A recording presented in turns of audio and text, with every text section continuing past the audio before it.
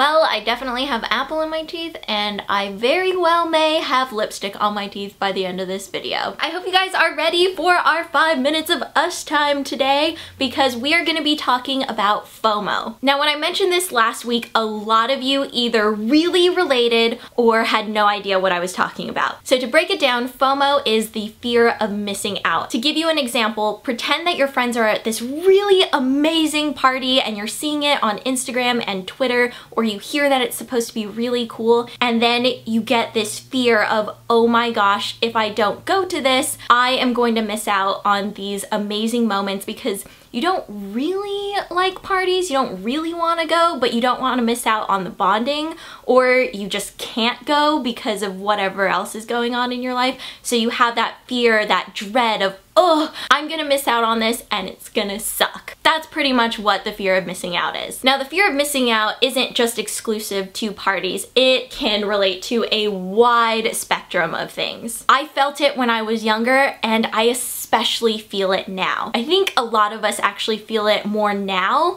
than ever before. And I think a big part of it is because of social media. You know, you can go on Instagram, on Twitter, on Snapchat, you can see what your friends are up to, or even people that you don't even know, friends of friends, famous people. You basically have the world at your fingertips. In my favorites video, I mentioned this article from Darling magazine, and it talks about the fear of missing out. There's this one passage in particular that I feel like really hits home. It says, "This fear, or FOMO, can have a paralyzing effect on our lives. It can lead us to second guess the value of our jobs, our relationships, and even our own worth. When we let fear guide our decisions, we may say yes to things we don't actually care about and no to things that we love, because we are afraid that we are missing out on what others value, even if it isn't anything that we really desire." So that kind of goes back to the whole party example. You feel like you're gonna miss out on these moments, but you may not necessarily want to go to that party personally, deep down, if you really dig.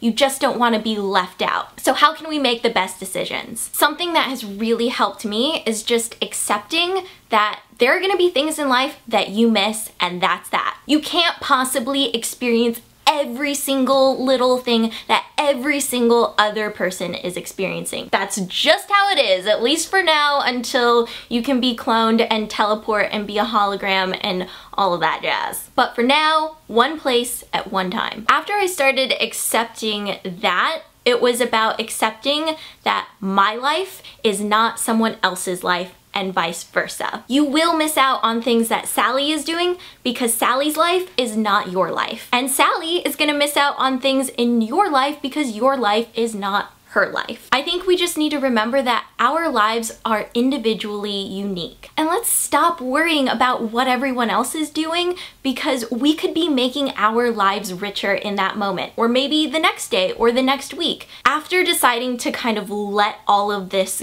go, I've realized that I am able to enjoy so many other things in my life that I was just kind of looking over and not really paying attention to.